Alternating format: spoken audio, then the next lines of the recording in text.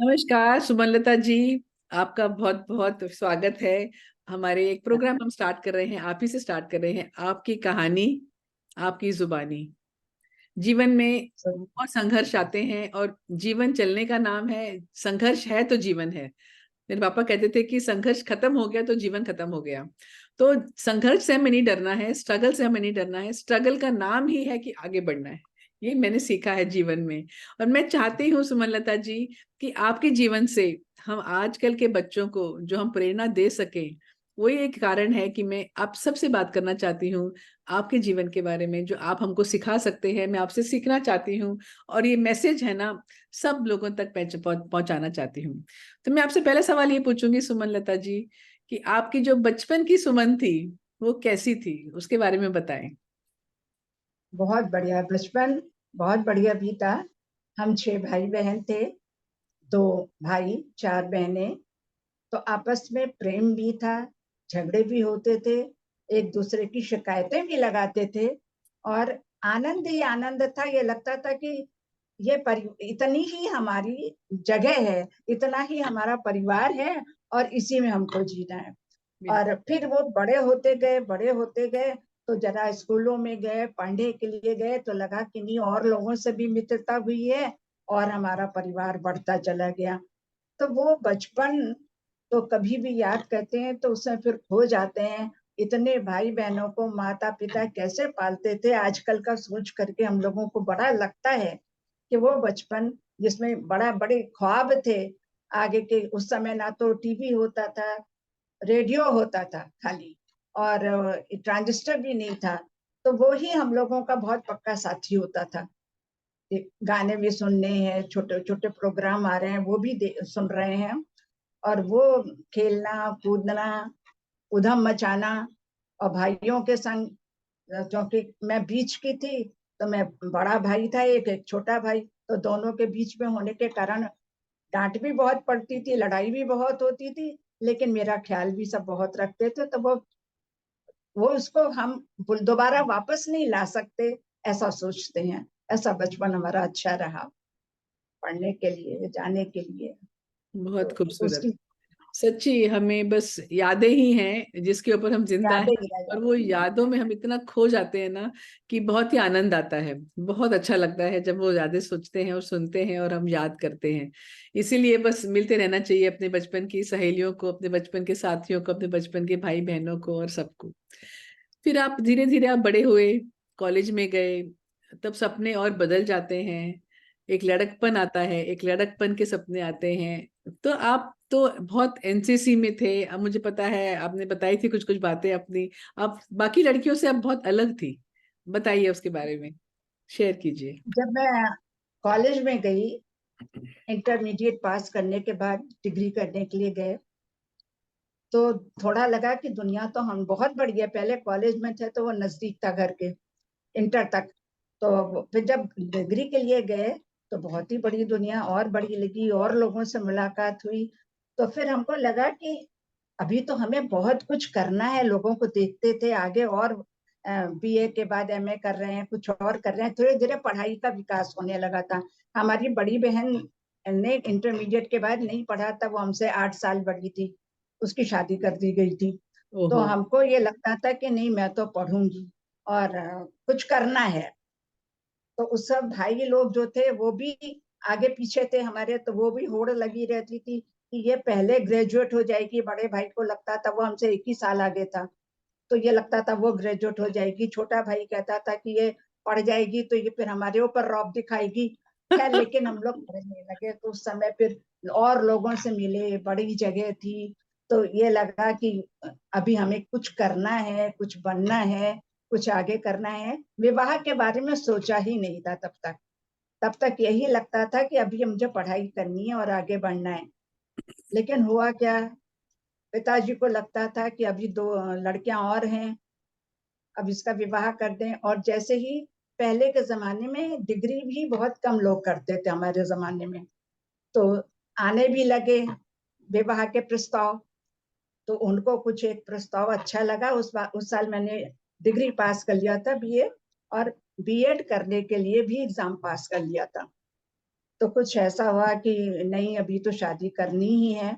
हमने बहुत मना किया, लेकिन हमको समझाया गया कि नहीं, तुम्हें पढ़ना है, बीएड करना है तो तुम बीएड कर सकती हो, 1 साल तुम करना, लेकिन शादी कर लो। तो वो इतना समय था ऐसा कि मेरी बिल्कुल इच्छा नहीं थी कि मैं शादी करूंगी, लेकिन होना था। तो मेरी शादी हो गई 20 साल की उम्र में। अभी शादी हो गई तो चलिए वो भी ठीक है, 1 साल की पढ़ाई की अनुमति मिल गई, बीएड कर लिया। उसके बाद फिर साथ में रहने लगे, तो फिर तो कहाँ पढ़ाई और कहाँ क्या, कुछ भी नहीं, वैसे ही का वैसे ही हो गया। वो सारे जो सपने थे पढ़ने के, वो बीच में हो गए। और फिर पहले बड़ा बेटा हो गया, फिर बेटी हो गई, तो 4 साल में 2 बच्चे भी हो गए। तो वही जीवन अच्छा लगने लगा, एक आनंदमय था, सब था। तो संसार सिमट गया। अभी तक जो उड़ाने भर रहे थे, ये करेंगे वो करेंगे, तो वो गृहस्थी में ही सिमट गया और गृहस्थी में ही रह गए। एक्चुअली ना, अच्छा, मातृत्व एक ऐसा, मदरहुड जो एक ऐसी फीलिंग है ना, वो जब हम माँ बनते हैं ना, सब बदल जाता है। सब दुनिया की सब बिल्कुल चीज बदल छोटी गई लगने ना। लगती है, सब चीज छोटी लगने लगती है। ऐसा लगता है कि बस हमें बस अपने माँ का रोल है ना निभाना है, और इतना प्रेम देना है इस बच्चे को कि ये बच्चा एक फूल जैसा खिले। ब्यूटीफुल, वेरी नाइस, आपने बिल्कुल सही कहा। और मैंने पढ़ने हमें के लिए भी आगे कहा, तो ये हुआ कि पहले ये बच्चा बड़ा हो जाए, फिर मालूम पड़ा बेटी भी आ गई। तो फिर जिम्मेदारी बढ़ गई। तो बिल्कुल। जिम्मेदारी बढ़ने से फिर मेरी पढ़ाई तो वहीं रुक गई। अभी हम्म। हमें लगा कि गृहस्थी को ही अच्छे से बना लें। फिर आपने तो कब मेरा, पढ़ाई, फिर कब पढ़ाई हाँ, शुरू की आपने? हाँ जी। उसके बाद फिर आपने क्या किया? दोनों बच्चे आपके बड़े उसके होने बाद लगे। मैंने स्थिति धीरे धीरे बदलने लगी। जब अ, 4.5 साल पे ही हमारे हस्बैंड डॉक्टर थे, तो वो कहीं पे जा रहे थे गांव में विजिट के लिए। तो अचानक जीप में थे, सरकारी जीप थी, एक्सीडेंट हो गया। और एक इतना बड़ा हादसा। दुख आ गया कि 2 छोटे बच्चे, उम्र 25 साल। और उस समय में मैंने, इतना बड़ा दुख आया तो समझ नहीं आया कि अब ये क्या होगा, कैसे होगा। परिवार था, माता के यहाँ भी था। माँ के यहाँ हमको ये लगता था कि पिताजी रिटायर होने वाले हैं, उनके ऊपर 2 लड़कियां और लड़के का बोझ है शादी का। और क्या नाम है, हमारे ससुराल में बहुत अच्छे लोग थे, सब थे। लेकिन स्थिति ऐसी होती है ना, जब ऐसा होता है तो सब अपना अपना मन लगाने लगते हैं। तो जब हम, उस समय तो समझ ही नहीं आया कि क्या करना है क्या नहीं करना है, बल्कि एक ऐसा समय आया जब लगता था कि भगवान ने मुझको ही ये कष्ट दिया है, तो क्यों ऐसा हमारे संग उन्होंने किया। जी। लेकिन जब मैंने देखा, थोड़ा सा हमारी माँ ने समझाया, पिताजी ने समझाया कि अब तुम्हारे पास ये 2 बच्चे हैं, तो जी। तुम्हें भविष्य अपना अपने आप चुनना है। और धीरे धीरे अपने आप समझ में आने लगा, क्योंकि मैंने ये देखा कि समाज में इतने लोग होते हैं, हम्म। परिवार के होते हैं, लेकिन जो कुछ ये चाहते हैं कि अगर हम इनकी मदद करते हैं तो इनसे हमें क्या मिलेगा, ये जानना चाहते हैं। क्योंकि हमारे ही परिवार में हमारे लोगों ने कह दिया कि नौकरी नहीं करेंगी।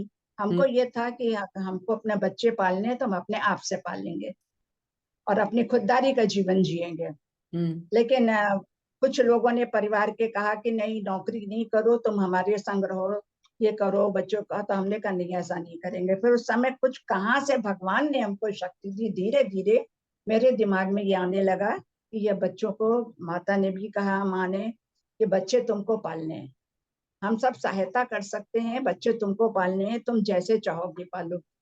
तो मेरा ससुराल लखीमपुर खीरी में था। मेरी मदर इन लॉ चाहती थी कि हम वहां जाके रहें। तो हम्म। मैंने उनको समझा लिया, मैंने कहा कि वहां पर लखीमपुर खीरी थी, छोटी जगह है, वहां से लोग पढ़ने के लिए लखनऊ में आते हैं, और मैं लखनऊ में होते हुए बच्चों को लेके वहां जाऊं। वहां यद्यपि मेरा घर था, सब था, सुविधाएं थी, लेकिन फिर मैंने कोशिश की कि नहीं, दिमाग में आता गया, भगवान ने भी सहायता की कि नहीं, मुझे ही कुछ करना है। और फिर मैंने आगे, मुझे नौकरी जल्दी मिल गई स्कूल में पढ़ाने की, क्योंकि पिताजी ऑफिस के नौकरी में इंटरेस्टेड नहीं थे। वो कहते थे कि नहीं, स्कूल में पढ़ाओ, वो ज्यादा अच्छा है, और बहुत तनख्वाहें उस समय कम होती थी। तो मैंने सोचा कि ठीक है, अभी मेरे ऊपर आया है। पहले तो बहुत ही दुख हुआ था, लगता था भगवान ऐसा, लेकिन फिर ये लगा जब बाहर निकले, तो बाहर निकले तो जब मैं स्कूल में गई तो देखा कि मैं तो कोई ना होते हुए दुखी हूँ। कुछ लोग ऐसे हैं जो हस्बैंड के होते हुए भी बहुत दुखी हैं। उनको उनके ऊपर भगवान बिल्कुल, उनके हस्बैंड ध्यान नहीं देते हैं, कुछ नहीं करते हैं, उन्हें अपने मन से खर्च करने को नहीं मिलता। हमारे पास 2 बच्चे हैं, उन बच्चों का भविष्य हमारे सामने है। हमारे पास एक काम है कि हमें आगे इनको बढ़ाना है। फिर धीरे धीरे करके मैंने अपने को बढ़ाना शुरू किया, अपनी पर्सनैलिटी का विकास किया। तो पिताजी बोले कि तुम्हें पढ़ने की इच्छा पहले थी, तुम अब पढ़ो। फिर मैंने बच्चों की पढ़ाई के साथ साथ खुद पढ़ाई की, एमए किया, उसके बाद एक और संस्कृत का कोर्स किया।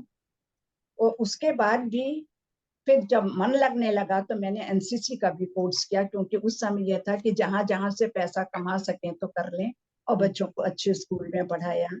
और सब तरफ से जो ताने सुनने को मिलते थे, कहीं से कुछ सुनने को मिलता था, उन सबको सुनते गए, पलट के जवाब नहीं दिया। क्योंकि हमने ये सोचा कि इस समय हमारी स्थिति ऐसी है, जो है उसको स्वीकार करना चाहिए। और उसको स्वीकार करके फिर हमने अपना ही जो है भविष्य बनाने का कोशिश की। और बच्चों ने भी हमारा बहुत साथ दिया, क्योंकि दोनों बच्चों को मैंने कॉन्वेंट में पढ़ाया। और उस समय कॉन्वेंट में पढ़ाने का मतलब था बहुत ज्यादा पैसा खर्च करना, और हमारी तनख्वाह बहुत कम होती थी। तो मैंने अपने खर्चे रोक लिए, अपने खर्चे रोके, बच्चों के लिए किया। और बच्चों ने भी बड़े होते होते उस बात को समझा। दोनों बच्चे क्लास में हमेशा फर्स्ट आए, कभी हमको ट्यूशन की जरूरत नहीं पड़ी, कभी किसी चीज की जरूरत नहीं पड़ी, और बढ़ते चले गए। फिर धीरे धीरे हमें भगवान में भरोसा भरोसा होता गया कि ईश्वर ही सब कुछ करता है। फिर मैंने एनसीसी की ट्रेनिंग भी कर ली। तो अपने कॉलेज में मैं एनसीसी की ऑफिसर हो गई, तो मुझे रैंक मिला। और बढ़ते बढ़ते वो मेजर तक रैंक हो गया था। फिर बाद में मैंने छोड़ दिया जब बच्चे बड़े हो गए और पढ़ गए।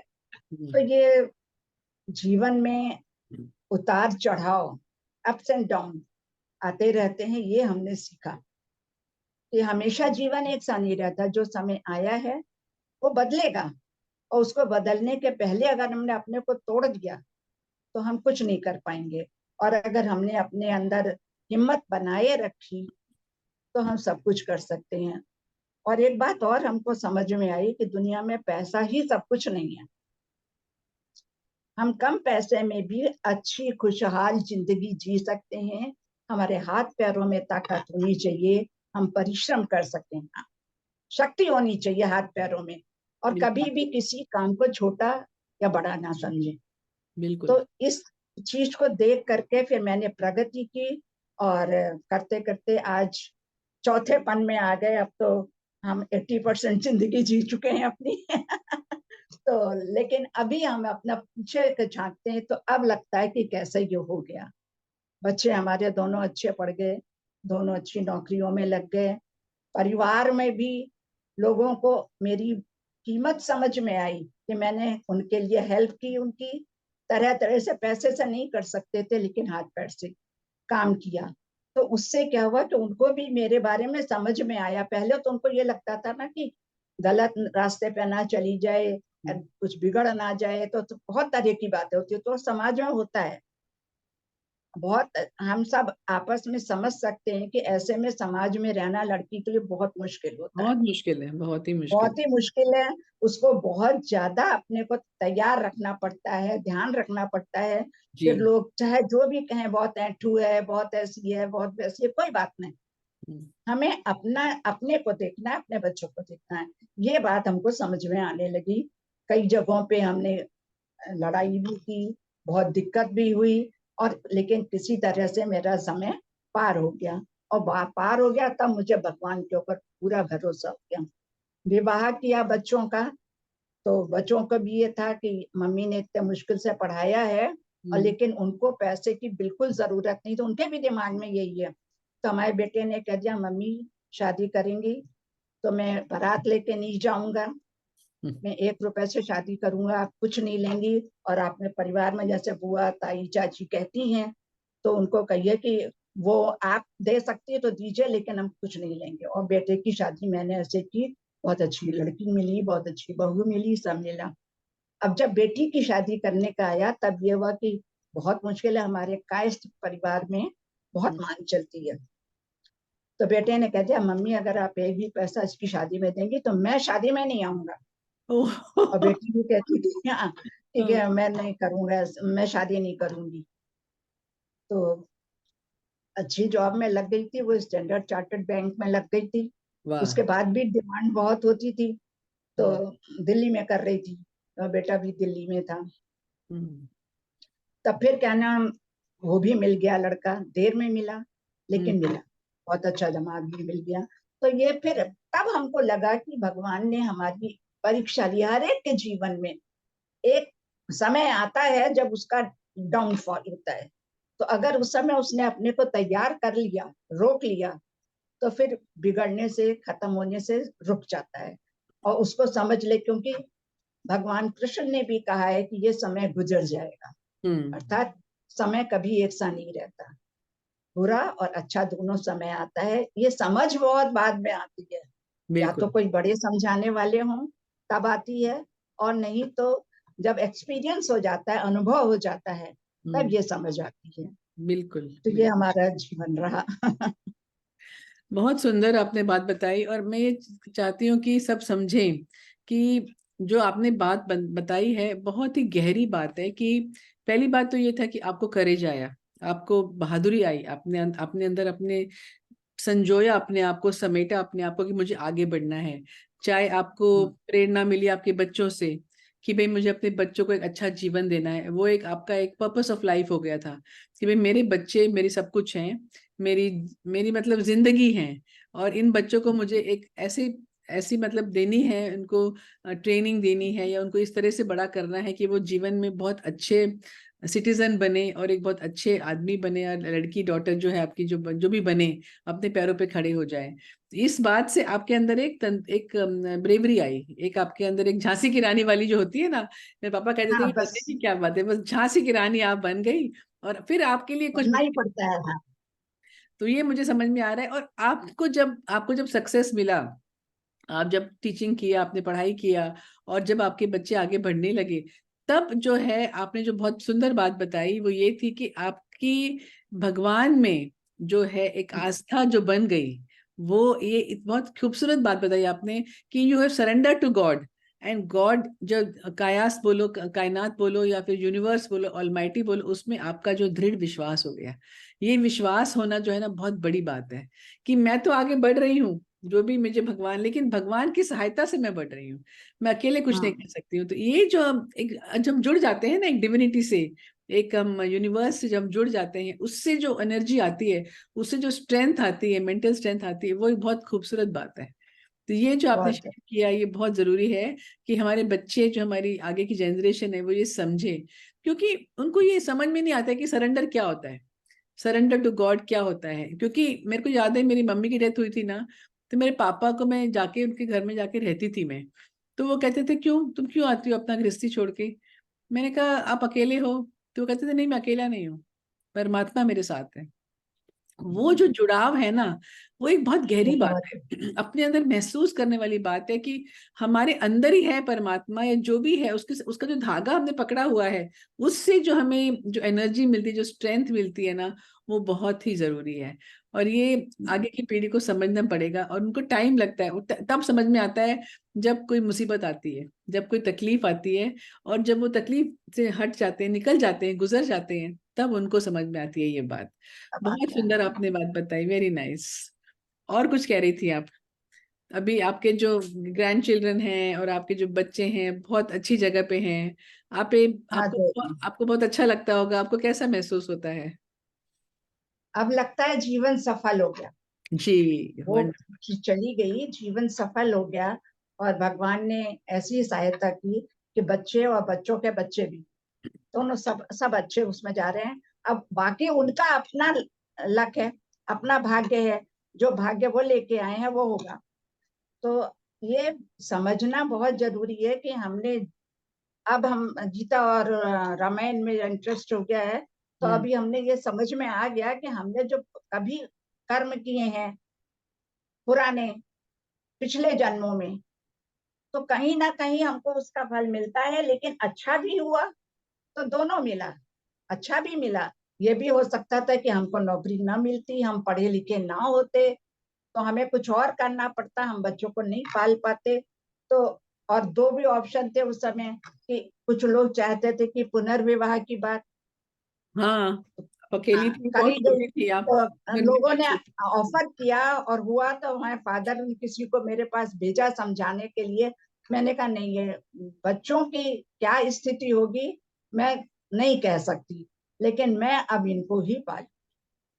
तो अब दूसरा, सही राय मिलना, बहुत सी चीज होती है ना, सही राय मिलना माता पिता की ओर से, तो जिन्होंने हमको सही मार्गदर्शन हमारा किया, और उस मार्ग पे हम चले, और चलने से आज हमारे जीवन में जो कुछ भी हमने पाया वो बहुत ही मुश्किल था, लेकिन मिला। और अब हर तरह की खुशी है, सब कुछ है। तो ये तो ऊपर वाले की कृपा ही है। जीवन में हमेशा दो रास्ते आते हैं अपने सामने, हाँ, एक आसान होता है, जीवन एक में मुश्किल होता है। सुख और दुख दोनों आते हैं, सुख और दुख दोनों आते हैं, तो समय एक सा नहीं रहता। हम दुख को भी स्वीकार करें, सुख को तो स्वीकार कर लेते हैं, हम्म। लेकिन दुख को भी स्वीकार करना पड़ेगा। और जब हम आगे बढ़ेंगे, बाहर निकलेंगे, तब हमें पता लगेगा कि हम बहुत अच्छे हैं बाकी कुछ लोगों से, बहुत अच्छे हैं। तो बिल्कुल। भगवान ने हमें बहुत दिया है, लिया है तो दिया भी है। बहुत अच्छा है। अगर ना देता तब ज्यादा होता। बहुत सुंदर है। तो और एक बात जो उभर के आ रही है आपके आपकी कथा में, वो ये है कि जो एक्सेप्टेंस है, जो स्वीकारना है खुद हाँ, को, खुद की सिचुएशन को, अपनी चैलेंज को, अपनी सर्कमस्टेंस को, वो भी एक बहुत बड़ी बात है। या तो कोई दूसरी अगर कोई होती लड़की, वो रोती कि भाई मेरे साथ में क्यों हो रहा है, मेरे साथ में क्यों होता है, मैंने क्या पाप किया, मैंने क्या किया। पर जो आपने जो अपनी बहादुरी दिखाई कि मैंने ये करना है, आगे बढ़ना है, मैंने जूझना है हाँ, जीवन के साथ में, ये जो बात आपने बताई वो आपके एक्सेप्टेंस से आई, वो स्वीकृति से आई, जो आपने जीवन को स्वीकार किया कि जो है ये मेरा जीवन है और ये मेरे बच्चे हैं और मुझे इनको आगे तक लेके जाने का है। ये बहुत ही खूबसूरत एक ख्याल है और एक बहुत खूबसूरत एक क्वालिटी है आपके अंदर, बहादुरी की। और कि भाई मैं जूझूंगी चाहे जो हो जाए, मुझे नहीं करनी शादी, बस। मुझे किसी और का हेल्प नहीं चाहिए, मैं अपने आप से मैं समर्थ हूँ, मैं अपने आप में कैपेबल हूँ और मैं लिमिटलेस हूँ। ये जो आपने बताई है बात, ये आपकी आपकी जो स्ट्रेंथ है ना, इनर स्ट्रेंथ जो अंदर से निकलती है, ये जो स्ट्रेंथ बाहर की नहीं है, ये अंदर से सही आपने बात है। बनाई है। और आपने जीवन को बहुत करीब से परखा है और आपने करीब से जीवन को जाना है। So thank you for that. और दूसरी बात जो आपने बताई है ये है कि जब आपने शादी नहीं की, शादी नहीं करना भी एक एक डिफिकल्ट रास्ता है। वो मेरे पापा कहते थे दो रास्ते आएंगे जीवन जीवन में, एक है आसान रास्ता, एक है मुश्किल रास्ता। तो जो आप में जो क्षमता है मुश्किल रास्ता चुनने की, क्योंकि शादी कर लेना तो आसान रास्ता है। मैंने देखा है बहुत सारे लोग हैं जो लड़के हैं या लड़कियां हैं शादी कर लेते हैं क्योंकि उनका जीवन उनको लगता है कि आसान हो जाएगा, एक्चुअली आसान नहीं होता है और मुश्किल हो जाता है।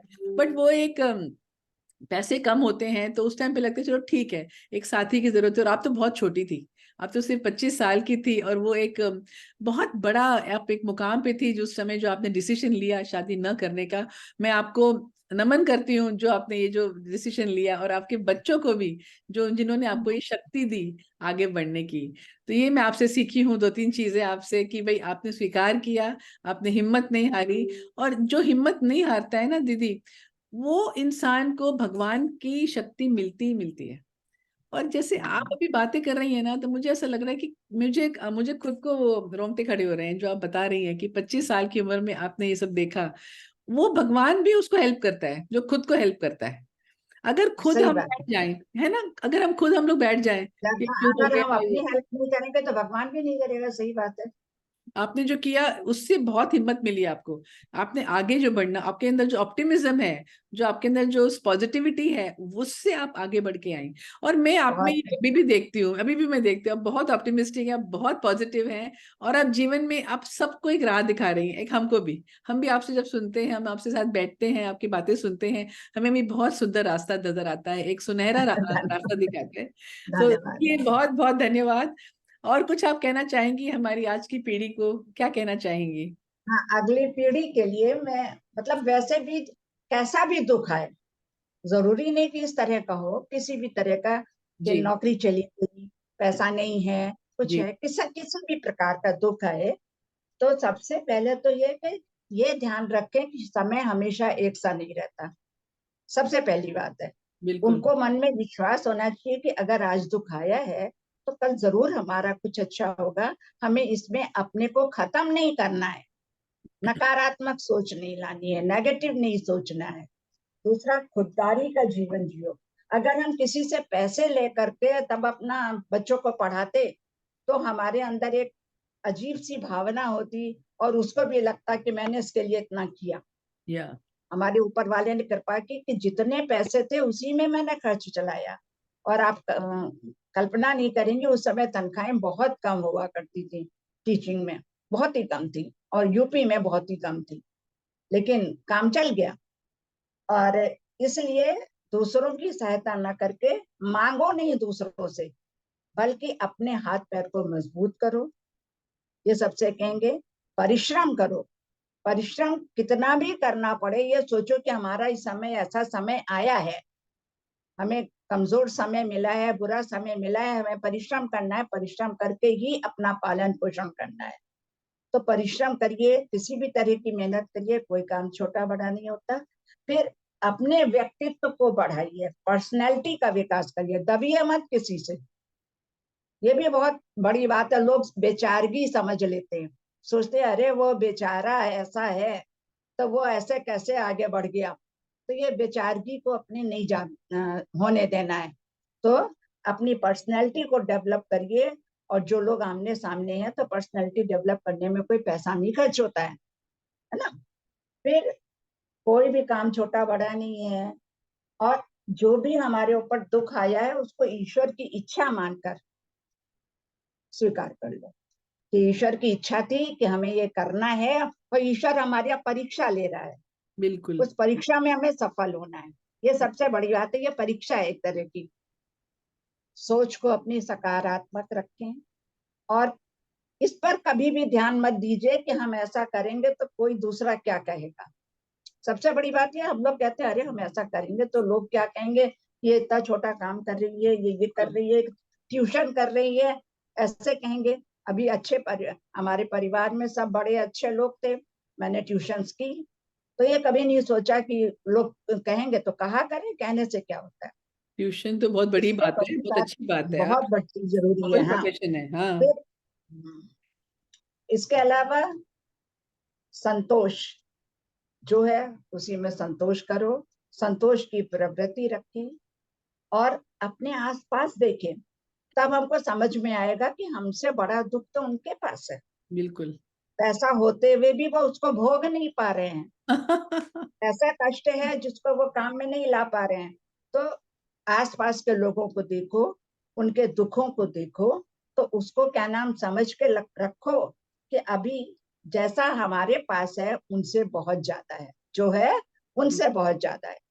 अगर हम अपने से बड़ों को देखेंगे तो पैसा ही पैसा दिखाई पड़ेगा, क्या पता अंदर से वो भी बहुत ही दुखी हों। पैसे हाँ वाले जरूरी नहीं कि सब सुखी होते हैं। बिल्कुल। और धैर्य, आत्मसंयम, आत्मसंयम बहुत जरूरी है, क्योंकि कच्ची उम्र होती है, बहकने का बहुत अवसर आते हैं, बहुत बहकने की समय होता है। बिल्कुल। और ये बस सोचते रहना कि जो समय बुरा आया है वो बीत जाएगा, ईश्वर पर विश्वास रखो। यही हमारी सबके लिए संदेश है। Thank her you. तरह के किसी भी व्यक्ति के लिए, नए बच्चों के लिए संदेश यही है कि अच्छा और बुरा सब समय आता है, जीवन में अप्स एंड डाउन आते हैं, तो उनमें अपने को कभी कमजोर ना बनाओ। बहुत खूब। दो चीजें और निकल के आई हैं आपकी बातों से। एक तो ये है कि आपने काफी सैक्रिफाइस किया अपने लिए, जो आप करना चाहती होंगी शायद आपने वो अपने बच्चों के ऊपर किया।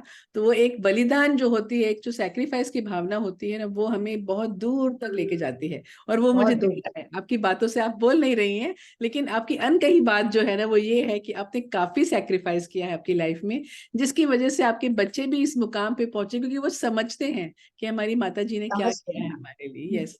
और जो दूसरी बात आपने बहुत सुंदर बताई है आत्म विकास की, सेल्फ डेवलपमेंट की, वो हमें कभी नहीं भूलना चाहिए।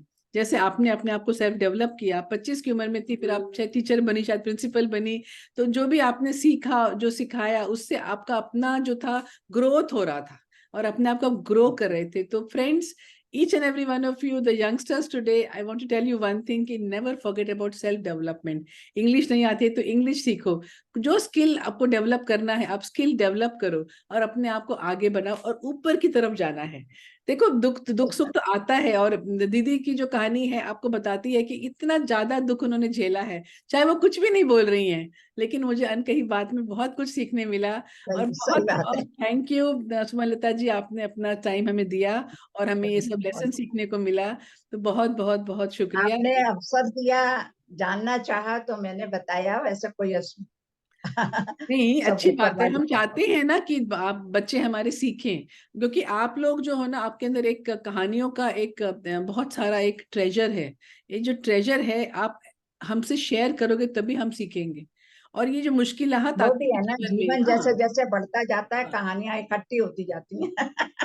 एक अलग ही खुशबू हमें दिखी है दीदी की, एक अलग ही फूल सा खिला है। और मैं चाहती हूँ कि आप सब बच्चे, आप सब जो आज के जो श्रोता हैं, जो ऑडियंस है, जो देख रहे हैं, इनसे कुछ सीखिए, इनकी कहानी से कुछ सीखिए और हमें आप कमेंट्स में डालिए आपने क्या सीखा। तो मैं आपके साथ में जुड़ूंगी दीदी, आपके साथ में जुड़ूंगी। और हम लोग एक प्रोग्राम करने वाले हैं, एक फिजिकल इवेंट करने वाले हैं, जहाँ पे हम चाहते हैं कि बच्चे हमसे जुड़े और हमें कुछ क्वेश्चंस पूछे, प्रश्न करें, हम लोग उत्तर देंगे। थैंक यू, बहुत बहुत शुक्रिया दीदी। एंड शुक्रिया जिंदगी का प्रोग्राम हमारा आपने बहुत खूबसूरत बनाया, आपकी कहानी, आपकी जुबानी, जुड़े रहिए हमारे साथ में। बहुत बहुत थैंक यू। धन्यवाद। रिकॉर्डिंग बंद कर देते हैं।